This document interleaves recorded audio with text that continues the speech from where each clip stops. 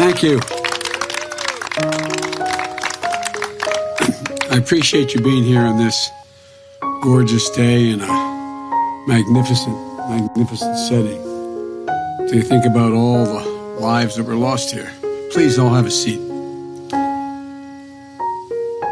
On July 4th, 1863, America woke to the remains of perhaps the most consequential battle in American soil. It took place here on this ground in Gettysburg. 3 days of violence, 3 days of carnage, 50,000 casualties, wounded, captured, missing, or dead over 3 days of fighting. When the sun rose on that Independence Day, Lee would retreat. The war would go on for nearly 2 more years, but the back of the Confederacy had been broken. The Union would be saved. Slavery would be abolished. Government by, and for the people would not perish from the earth. And freedom would be born anew in our land. There's no more fitting place than here today in Gettysburg to talk about the cost of division, about how much it has cost America in the past, about how much it is costing us now, and about why I believe in this moment we must come together as a nation. For President Lincoln, the Civil War was about the greatest of causes: the end of slavery, widening equality, pursuit of justice, the creation of opportunity, and the sanctity of freedom. His words would live ever after. We hear them in our heads, we know them in our hearts, we draw on them when we seek hope in hours of darkness. 77 years ago, our fathers brought forth on this continent a new nation, conceived in liberty and dedicated to the proposition that all men are created equal. Here, on this sacred ground, Abraham Lincoln reimagined America itself. Here, a President of the United States spoke of the price of division and the meaning of sacrifice. He believed in the rescue, redemption, and rededication of the Union. All this in a time not just of ferocious division, but of widespread death, structural inequity, and fear of the future. And he taught us this: a house divided could not stand. That is a great and timeless truth. Today, once again, we are a house divided. But that, my friends, can no longer be. We are facing too many crises. We have too much work to do. We have too bright a future to have it shipwrecked in the shoals of anger and hate and division. As we stand here today, a century and a half later after Gettysburg, we should consider again what can happen when equal justice is denied, when anger and violence and division are left unchecked. As I look across America today, I'm concerned. The country is in a dangerous place. Our trust in each other is ebbing. Hope seems elusive. Too many Americans see our public life not as an arena for mediation of our differences, but rather they see it as an occasion for total, unrelenting partisan warfare. Instead of treating each other's party as the opposition, we treat them as the enemy. This must end. We need to revive the spirit of bipartisanship in this country, a spirit of being able to work with one another. When I say that, and I've been saying it for 2 years now, I'm accused of being naive. I'm told maybe that's the way things used to work, Joe, but they can't work that way anymore. Well, I'm here to tell you they can, and they must, if we're going to get anything done. I'm running as a proud Democrat, but I will govern as an American president. I'll work with Democrats and Republicans. I'll work as hard for those who don't support me as those who do. That's the job of a president. The duty to care for everyone. The refusal of Democrats and Republicans to cooperate with one another is not due to some mysterious force beyond our control. It's a decision. It's a choice we make. And if we can decide not to cooperate, we can decide to cooperate as well. That's the choice I'll make as president. But there's something bigger going on in this nation than just our broken politics. Something darker, something more dangerous. Now, I'm not talking about ordinary differences of opinion. Competing viewpoints give life and vibrancy to our democracy. No, I'm talking about something different, something deeper. Too many Americans seek not to overcome our divisions, but to deepen them. We must seek not to build walls, but bridges. We must seek not to have our fists clenched, but our arms open. We have to seek not to tear each other apart, but seek to come together. You don't have to agree with me on everything, or even on most things, to see that we're experiencing today is neither good nor normal. I made the decision to run for president after Charlottesville. Growing up, close your eyes jobs and remember what you saw. After years of hard Neo-Nazis, work, I achieved my dream white supremacists, a master plumber, and the KKK coming out of the fields with torches lighted, earlier today, veins bulging, chanting the same anti-Semitic bile heard across Europe in the 30s. It was hate on the march, in the open, in America. Hate never goes away. It only hides. And when it's given oxygen, when it's given an opportunity to spread, when it's treated as normal and acceptable behavior, we've opened a door in this country that we must move quickly to close. As president, that's just what I will do. I will send a clear, unequivocal message to the entire nation. There is no place for hate in America. It will be given no license. It will be given no oxygen. It will be given no safe harbor. In recent weeks and months, the country has been riled by instances of excessive police force, heart-wrenching cases of racial injustice and lives needlessly and senselessly lost, by peaceful protesters giving voice to the calls for justice, by examples of violence and looting and burning that cannot be tolerated. I believe in law and order. I've never supported defunding the police, but I also believe injustice is real. It's a product of a history that goes back 400 years, the moment when black men, women, and children first were brought here in chains. I do not believe we have to choose between law and order and racial justice in America. We can't have both. This is a nation strong enough to both honestly face systemic racism and strong enough to provide safe streets for our families and small businesses that too often bear the brunt of this looting and burning. We have no need for armed militias roaming America's streets, and we should have no tolerance for extremist white supremacy groups menacing our communities. If you say we should trust America's law enforcement authorities to do the job, as I do, then let them do their job without extremist groups acting as vigilantes. If you say we have no need to face racial injustice in the country, you haven't opened your eyes to the truth in America. There have been powerful voices for justice in recent weeks and months. George Floyd's 6-year-old daughter, who I met with, who looked at me and said, in her small child's voice, "Daddy changed the world."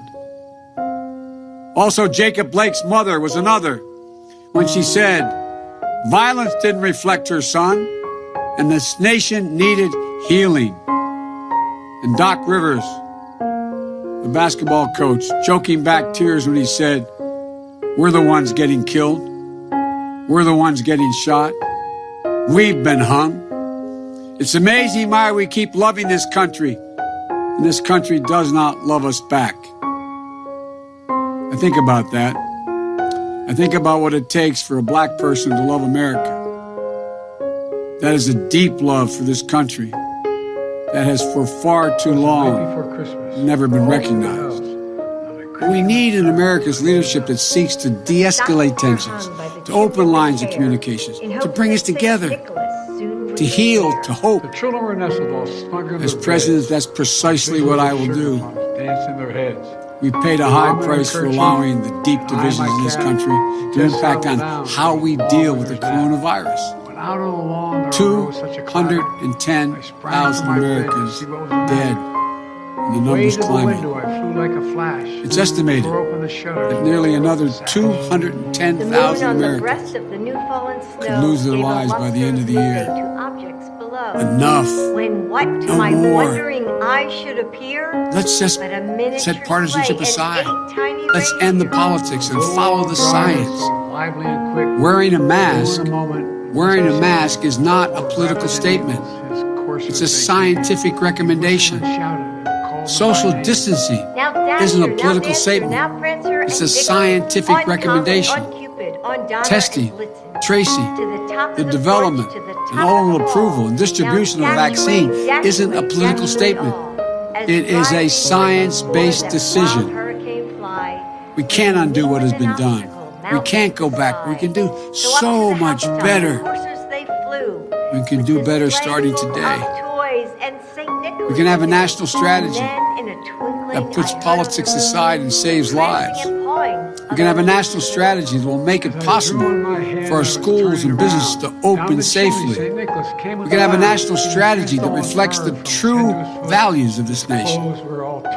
This pandemic is not a red state or blue state issue. This virus doesn't care whether you live, where you live, what political party you belong to. It affects us all. It will take anyone's life.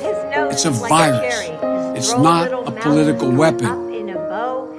There's another enduring division in America that we must end. The division in our economic life that gives opportunity only to the privileged few. America has to be about mobility. It has to be the kind of country where an Abraham Lincoln, a child of the distant frontier, can rise to the highest office in the land. America has to be about possibilities. The possibility of prosperity. Not just for the privileged few, but for the many, for all of us. Working people and their kids deserve an opportunity. Lincoln knew this. He said that a country had to give people, and I quote, an open field and a fair chance. An open field and a fair chance. That's what we're going to do in the America we're going to build together. We fought a civil war that would secure a union that would seek to fulfill the promise of equality for all. And by fits and starts, our better angels have prevailed again just enough against our worst impulses to make a new and better nation. And those better angels can prevail again now. They must prevail again now. 100 years after Lincoln spoke at Gettysburg, the Vice President, Lyndon B. Johnson, also came here, and here's what he said. He said, "Our nation found its soul and honor in these fields of Gettysburg. We must not lose that soul in dishonor now on the fields of hate." Today, we're engaged once again in a battle for the soul of the nation. The forces of darkness, the forces of division, the forces of yesterday are pulling us apart, holding us down, and holding us back. We must free ourselves of all of them. As president, I will embrace hope, not fear, peace, not violence, generosity, not greed, and light, not darkness. I'll be a president who appeals to the best in us, not the worst.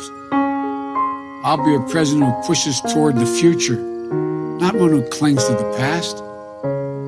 I'm ready to fight for you and for our nation every day, without exception, without reservation, with a full and devoted heart. We cannot and will not allow extremists and white supremacists to overturn the America of Lincoln and Harriet Tubman and Frederick Douglass, to overturn the America that has welcomed immigrants from distant shores, to overturn the America that has been a haven and a home for everyone, no matter their background. From Seneca Falls to Selma to Stonewall, we're at our best when the promised America is available to all. We cannot and we will not allow violence in the street to threaten the people of this nation. We cannot and will not walk away from our obligation to, at long last, face the reckoning on race and racial justice in this country.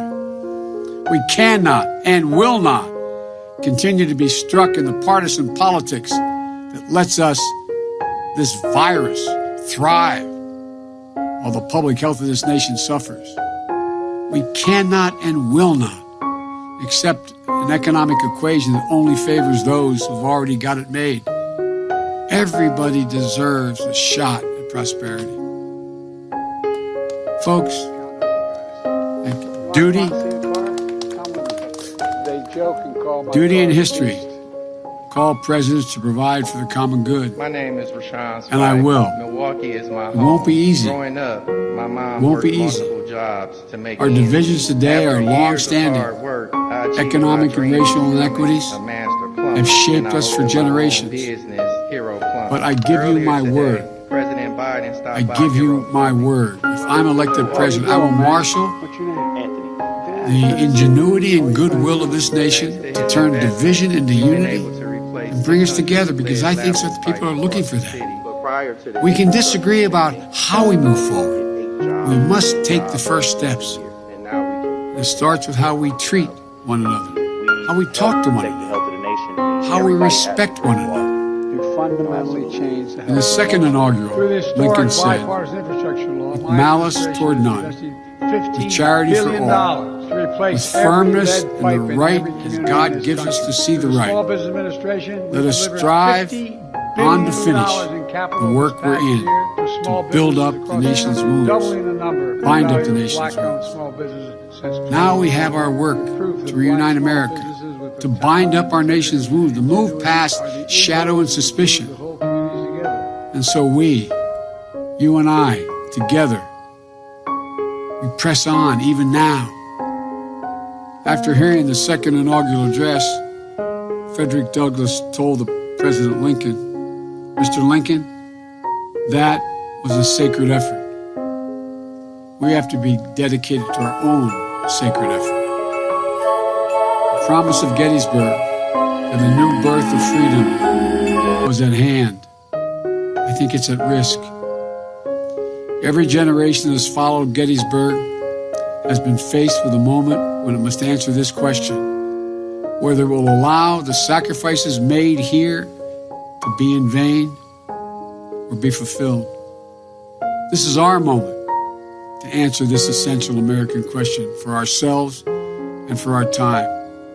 And my answer is this: it cannot be that after all this country has been through, after all that America has accomplished, after all the years we have stood as a beacon of light to the world, it cannot be that here and now in 2020, we will allow the government of the people, by the people, and for the people to perish on this earth. No, it cannot, and it must not. We have it in our hands the ultimate power, the power to vote. It's the noblest instrument ever devised to register our will in a peaceable and productive fashion. And so we must vote. We will vote. no matter how many obstacles are thrown in our way, because once America votes, America will be heard. Lincoln said, the nation is worth fighting for. So it was, and so it is. Together, as one nation, under God, indivisible, let us join forces to fight the common foe of injustice and inequality, hate and fear. Let's conduct ourselves as Americans who love each other, who love our country, who will not destroy, but will build. We owe it to the dead who were buried here at Gettysburg. All through the house. We owe that to the living and to future generations yet to be born. In hopes that St. Nicholas. You and I are part of a covenant, common story of divisions overcome and hope renewed. If we do our part, if we stand together, if we keep faith with the past and with each other, then the divisions of our time will give way to the dreams of a brighter, better future. This is our work. This is our place. This is our mission. We can end this era of division. We can end the hate and the fear. We can be what we are at our best. The United States of America. God bless you all, and may God protect our troops. Thank you. We can do this.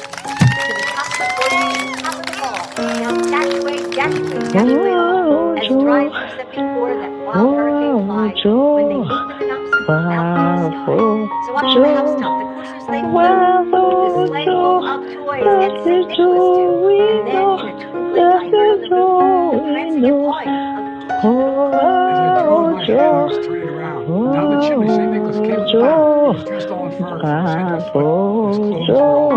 His clothes were all tarnished, as you can see. Bundle of toys he flung on his back. He looked like a Eyes held out to him, his dimples how merry. His cheeks were like roses, his nose like a cherry. His droll little mouth was turned up in a bow, and the beard on his chin was as white as the snow.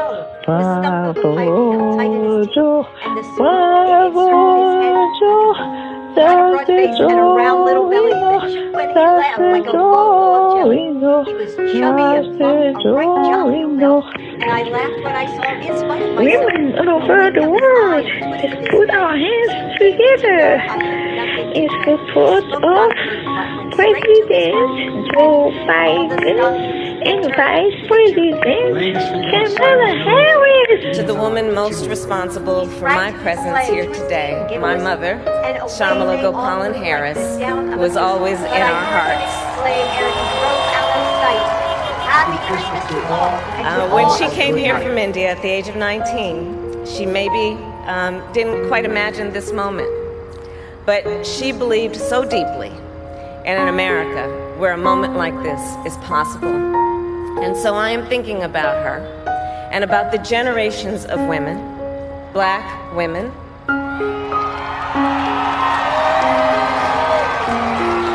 Asian, white, Latina, Native American women,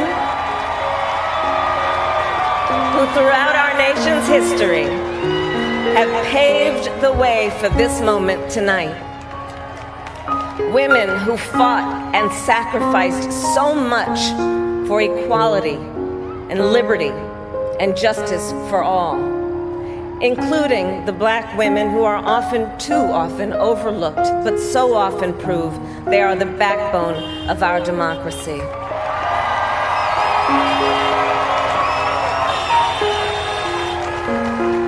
All the women who have worked to secure and protect the right to vote for over a century, 100 years ago with the 19th Amendment, 55 years ago with the Voting Rights Act, and now in 2020 with a new generation of women in our country who cast their ballots and continued the fight for their fundamental right to vote and be heard.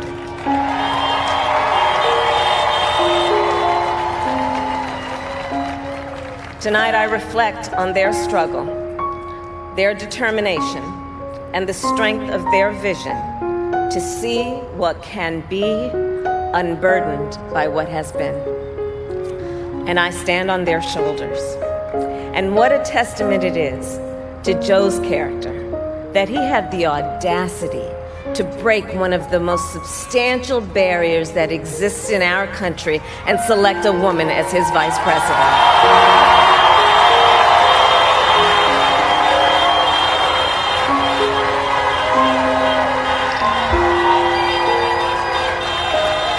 But while I may be the first woman in this office, I will not be the last.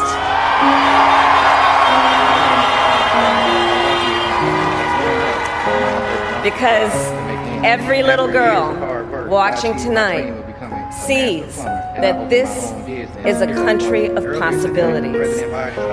And to the children of our country, regardless of your gender, our country has sent you a clear message.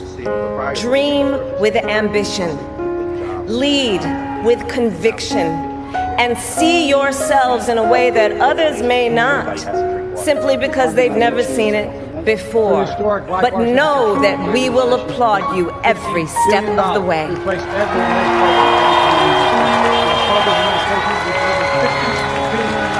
And to the American people, no matter who you voted for, I will strive to be a vice president like Joe was to President Obama, loyal, honest, and prepared, waking up every day thinking of you and your family.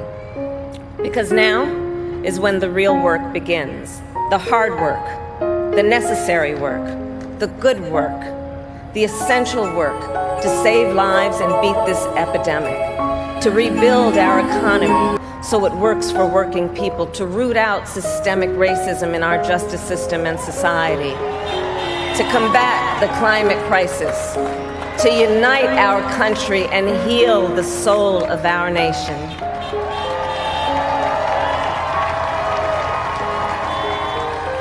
And the road ahead will not be easy, but America is ready, and so are Joe and I.